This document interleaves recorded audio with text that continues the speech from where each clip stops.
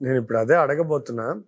అంటే తెలుగు సినిమా చాలా మంది గొప్ప గొప్ప రచయితలను చూసింది. అందరూ దిగ్గజాలు, మహానుభావులు, పేర్లు మీ అందరికీ తెలిసినవే. అయితే సీతారామ శాస్త్రి గారి సాహిత్యాన్ని, ఆయన రచనా శైలిని సినిమా రచయితగా, లేకపోతే జీవితాలని ప్రభావితం చేసేటువంటి ఒక రచయితగా మీరు ఆయన్ని ప్రత్యేకంగా ఆయన ఎలా చూస్తారో?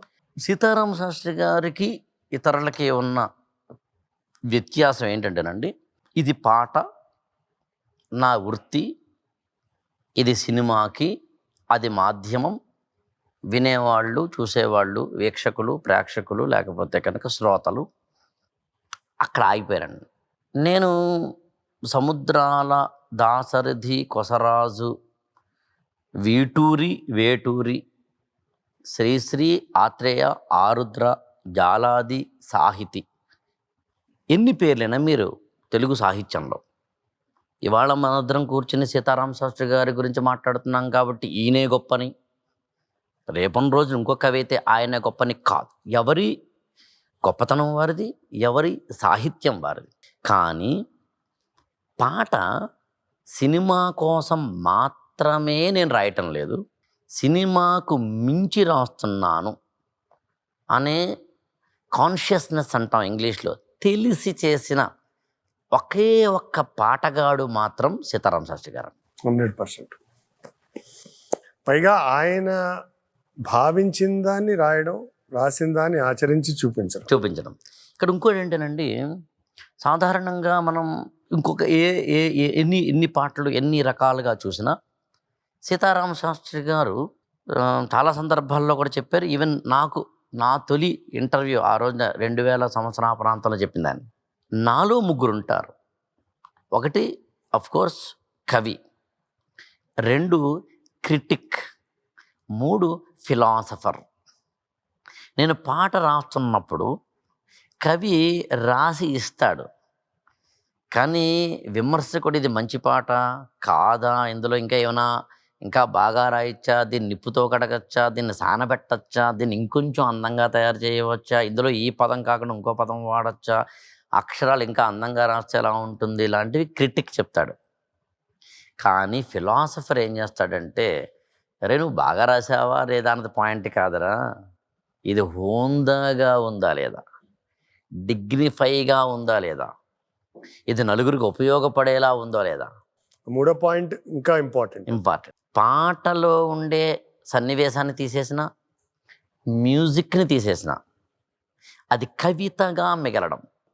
కులాల కోసం గుంపులు కడుతూ, మతాల కోసం మంటలు పెడుతూ, ఎక్కడ లేని తెగువను చూపి తగువుకు లేస్తారు, తలలర్పిస్తారు, సమూహ క్షేమం మరచిన స్వార్థపు ఇరుకుతనంలో ముడుచుకుపోతూ మొత్తం దేశం తగలడుతోందని నిజం గ్రహించరేం, భుజం కలిపిరారేం. అర్ధశతాబ్దపు అజ్ఞానాన్ని స్వతంత్రమందామా, అర్ధశతాబ్దపు అజ్ఞానాన్నే స్వతంత్రమందామా, స్వర్ణోత్సవాలు చేద్దామా, ఆత్మ వినాశపు అరాచకాన్నే స్వరాజ్యమందామా, దానికి సలాము చేద్దామా. శాంతిక పోతపు గుత్తుక తెచ్చిన బహుమానం ఈ రక్తపు సింధూరం, నీ పాపిటలో భక్తిగా దిద్దిన ప్రజలను చూడమ్మా, ఓ పవిత్ర భారతమా. అర్ధశతాబ్దపు అజ్ఞానాన్నే స్వతంత్రమందామా, స్వర్ణోత్సవాలు చేద్దామా, నిత్యం కొట్టుకు చచ్చే జనాల స్వేచ్ఛను చూద్దామా, దాన్నే స్వరాజ్యమందామా.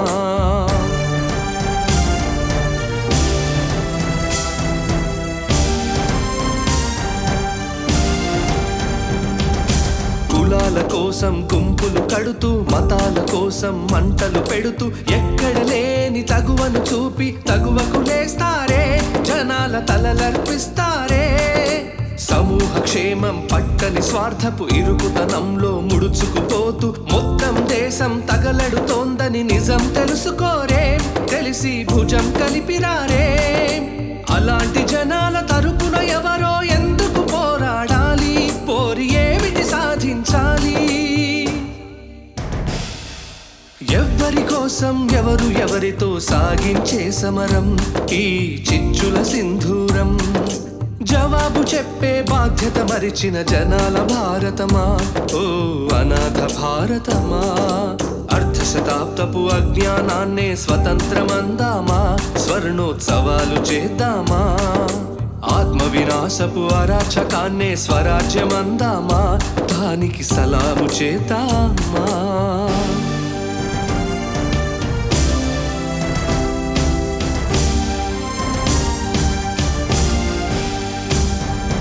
అన్యాయాన్ని సహించని శౌర్యం, దౌర్జన్యాన్ని దహించే ధైర్యం, కారడవులలో క్రూరముఖంలా దాక్కుని ఉండాలా, వెలుగుని తప్పుకు తిరగాలా.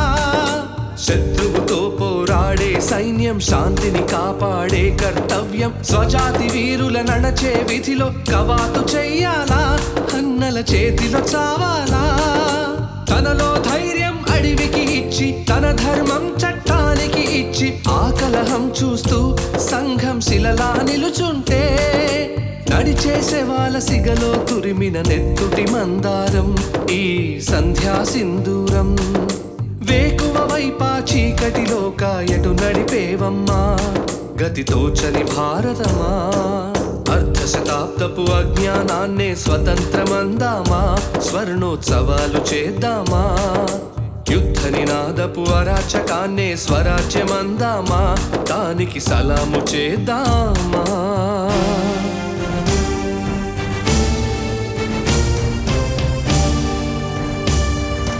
తన తల రాతను తనే రాయగల అవకాశాన్నే వదులుకొని, తనలో భీతిని తన అవినీతిని తన ప్రతినిధులుగా ఎన్నుకొని, ప్రజాస్వామ్యమని తలచే జాతిని ప్రశ్నించడమే మానుకొని, కళ్ళు ఉన్న ఈ కబోది జాతిని నడిపిస్తుందట ఆవేశం. ఆ హక్కేదో తనకే ఉందని శాసిస్తుందట అధికారం. కృష్ణుడు లేని కురుక్షేత్రమున సాగే ఈ ఘోరం, చితి మంటల సింధూరం. చూస్తూ ఇంకా నిదురిస్తావా విశాల భారతమా, ఓ విషాద భారతమా. అర్ధశతాబ్దపు అజ్ఞానాన్నే స్వతంత్రమందామా, స్వర్ణోత్సవాలు చేద్దామా. ఆత్మ వినాశపు అరాచకాన్నే స్వరాజ్యమందామా, దానికి సలాము చేద్దామా. శాంతి కపోతపు కుత్తుక తెంచి ఇచ్చిన బహుమానం ఈ రక్తపు సింధూరం. నీ పాపిటలో భక్తిగా దిద్దిన ప్రజలను చూడమ్మా, ఓ పవిత్ర భారతమా. అర్ధశతాబ్దపు అజ్ఞానాన్నే స్వతంత్రమందామా, స్వర్ణోత్సవాలు చేద్దామా. నిత్యం కొట్టుకు చచ్చే జనాల స్వేచ్ఛను చూద్దామా, దాన్నే స్వరాజ్యమందా.